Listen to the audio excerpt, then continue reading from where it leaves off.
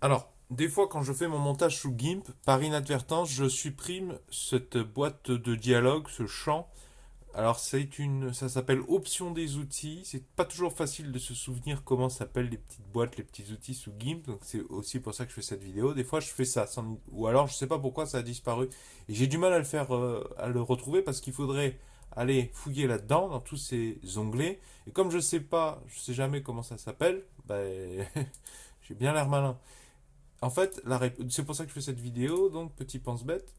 Par exemple, là je suis en train de faire mon titre de ma miniature. Il faut double-cliquer sur l'outil texte. Et ça fait réapparaître. Je vais faire un test sur un autre outil. Voilà. Toutes les options des outils, quand tu as double-clic sur l'outil en question, ça apparaît. Et ça c'est chouette parce que par défaut, quand je fais mon texte, j'ai pas toutes les options. Quand je double-clique, là, j'ai accès notamment à un truc très utile, très important, la justification. Quand je veux centrer un texte, je peux pas, par cette boîte de dialogue, je suis obligé de faire celle-ci, d'utiliser celle-ci.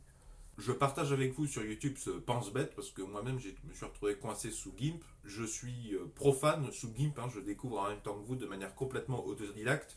Je trouve ça génial GIMP parce que c'est gratuit, c'est extrêmement puissant. Historiquement, moi, quand j'étais enfant, je travaillais sur Microsoft avec Paint. Après, je suis passé sous Linux. Sous Linux, il y a l'équivalent de Paint qui s'appelle Color Paint. Mais Paint et Color Paint proposent un nombre d'outils assez limité. Quand il faut faire du montage vidéo pour faire notamment les miniatures sur cette chaîne YouTube, bah, on est obligé de passer à GIMP.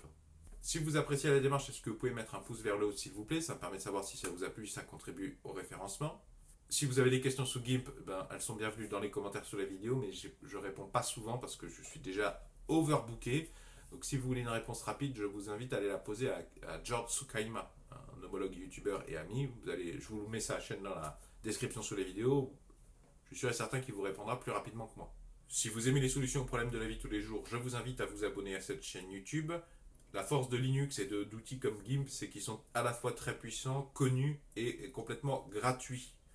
Ce qui permet accessoirement de faire de belles économies dans la vie et de ne pas se prendre le chou avec des problèmes type Microsoft, c'est-à-dire bouffer les performances de son processeur pour juste brasser du vent et être très exposé aux pertes de temps et aux attaques de virus. Tout ça pour moi rentre dans la thématique faire des économies. Donc si ça vous intéresse de savoir tout ce que je vous propose pour faire des économies dans votre vie du quotidien, alors je vous invite à jeter un coup d'œil à ma playlist Faire des économies que vous trouverez dans la description. Va s'afficher à l'écran un rond et deux rectangles. Le rond, vous cliquez dessus, ça vous abonne gratuitement à cette chaîne YouTube. Le premier rectangle, c'est la playlist Faire des économies. Et le deuxième rectangle, c'est la playlist de tous mes épisodes précédents sur Linux.